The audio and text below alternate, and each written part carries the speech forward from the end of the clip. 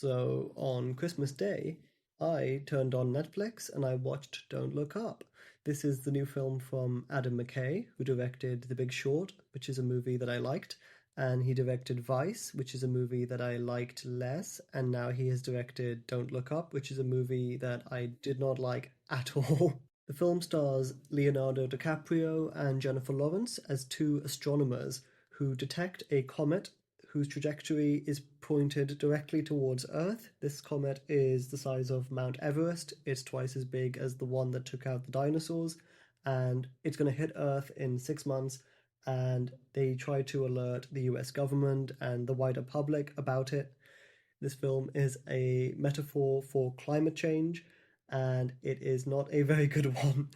Even if you watch this film as somebody who agrees with the cause, as I am, then you won't actually find it's any good at it because it's just way too reductive, way too overly simplistic, and way too stupid to effectively carry across the point that it's desperately trying to. It doesn't even make a good case for its own politics, which is pretty embarrassing. The characters that Leonardo DiCaprio and Jennifer Lawrence play just have a really difficult time articulating themselves, even though they both are scientists. They don't really explain in layman's terms what's going on very clearly in the first act of the movie. And whether they're explaining it on a talk show or whether they're explaining it to the president, they just kind of either talking in a lot of mumbo jumbo that only astronomers would know, or they are speaking in such hysterical terms and just yelling again and again and again, we're all gonna effing die, that they don't actually propose any constructive solutions to the problem. They don't really go about it in a, rationed or constructive way. It's just kind of either hysteria or just really in the weeds academia that nobody would get. And I just feel that that's the opposite of how people or scientists should talk about climate change, because if you either suggest a problem that cannot be solved, people kind of just put their hands up and say, well, there's nothing we can do about that. If you just say we're all going to die, then I guess we're all going to die. But if you just kind of talk in such detailed or non-accessible ways, then people don't really know what they can do about it. And that's one of the biggest issues in the movie, that they often will just turn to each other and say, how is no one listening to us? How is no one understanding us? And it's because you're explaining the situation quite horribly. Not that if those two characters were written well and did explain their points properly, would this have gone much better, because the supporting characters played by Meryl Streep and Jonah Hill as the president and the chief of staff, respectively, and Kate Blanchett and Tyler Perry as two media talk show hosts are really not that bright either. Those characters aren't really giving Leo and Jennifer Lawrence the time of day, even if they did explain themselves clearly. And there's just a bunch of really just lame satire in the movie. I mean, all of it just falls flat. It's clear that this is trying to be some kind of biting, edgy satire, and it just fails. It just fails. I mean, Meryl Streep and Jonah Hill's characters are just all of the characters are just too overly simplistic to be clever as a satire, and they're just not funny enough, even on a dumb level, to be entertaining. I mean, I just didn't think a single joke in this movie was funny, or a single character or a single performance in the movie was funny. And that basically means the movie fails on both levels. If it's trying to be a cautionary tale about climate change and a metaphor and an allegory, it fails. And if it's trying to be a comedy, then it fails because it's not funny. And so I really didn't enjoy watching this movie. It's 2 hours and 20 minutes long, which is just way over long for what this is, especially for how one note it is, because it's just characters expressing the same things again and again and again. Leo and Jennifer Lawrence yelling about how the world's going to end, and Meryl Streep not doing anything, and the media just trying to laugh it off and make it all light. I saw a very good YouTube comment about this movie, and it went something like, this movie did not compound or develop upon the trailer in any way. If you have seen the trailer for this movie is just 2 hours and 20 minutes of just the trailer. again and again and again.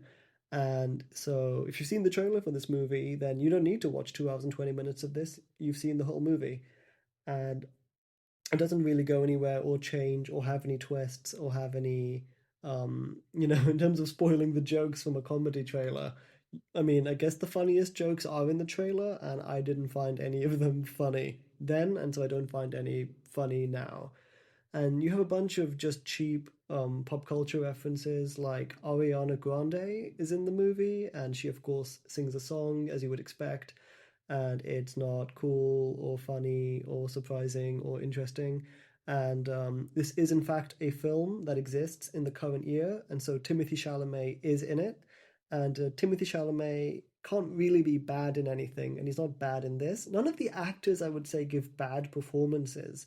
I will say that about the movie as a kind of pseudo redeeming thing. Usually I talk about likes about a movie, dislikes, and then weird things, but for this movie it's just so negative. The only thing nice I can say about it is that the actors don't embarrass themselves with bad performances. It's just really, really, really bad, uninteresting, not clever, not funny writing. And so Timothy Chalamet and Leo and Jennifer Lawrence and Meryl Streep's careers are all still very much intact after this. But it's just the kind of movie where, and I've been looking at critic reviews for this movie, and all the critics that I've heard over the years talk about climate change and talk about politics who are on this movie's side politically all hate it because it does a terrible job at doing justice to the issues that it's talking about. And this movie makes no effort to change any minds at all. It's just meant to be a movie reaffirming the opinions of people who already agree with it, except it's failed at even doing that because those people don't even like this movie. Overall, in terms of weird things in this movie, as I mentioned, all the pop culture stuff like Ariana Grande just wasn't funny. There were a bunch of jokes about like there's a social media head, like the head of the equivalent of it's kind of a combination of like if the head of Facebook and Twitter and Apple and Google were all one person. I'm forgetting the actor who plays him. I think it's Mark Rylance. That's it, Mark Rylance.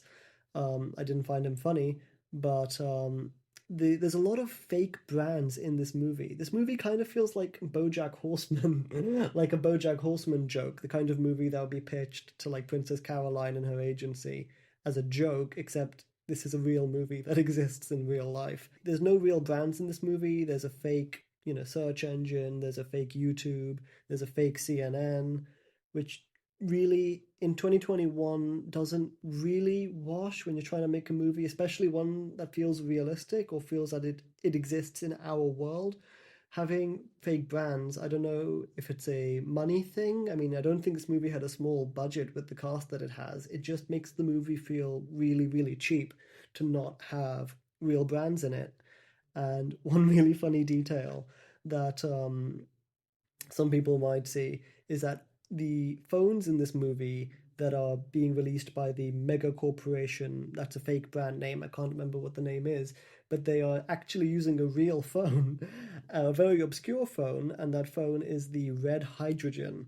The Red Hydrogen 1, I believe, is the full name of the phone. And that phone is from the camera company Red, and it flopped horribly. Watching this, it's like I think all of the models of this phone that were sold were sold to the production of this movie, because there's a few of them that appear. I saw the design, and you can tell by like the ridged edges on it that was meant so that you could hold it to be a camera phone. I was like, is that the Red Hydrogen? And because I was at home on Netflix, I could just pull out my phone and check, and like it is literally a Red Hydrogen. And so I guess that's a good, that's actually a funnier metaphor for this movie of just an irrelevant, redundant product that has no real value to anybody for any reason. It sounds like I'm being very harsh, but trust me, it's very much warranted. But yeah, it was funny to see red hydrogen phones in this movie because nobody has seen one since they have come out, except for in this movie. And speaking of bad stuff or generic stuff or fake stuff, there's memes in the movie, which, if that sounds cringe to you, it is. I think Succession did this as well in either season 2 or 3.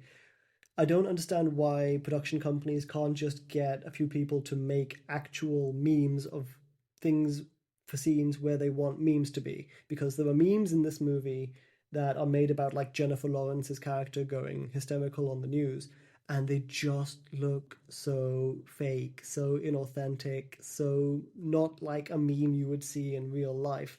And it just reeks of laziness and not self-awareness, and it's just it's just a bad movie, guys. There's only so many ways I can say that it just wasn't clever, it just wasn't funny, and it just isn't worth watching. But it's not clever, it's not funny, and it's not worth watching. I'm not going to talk about this movie anymore.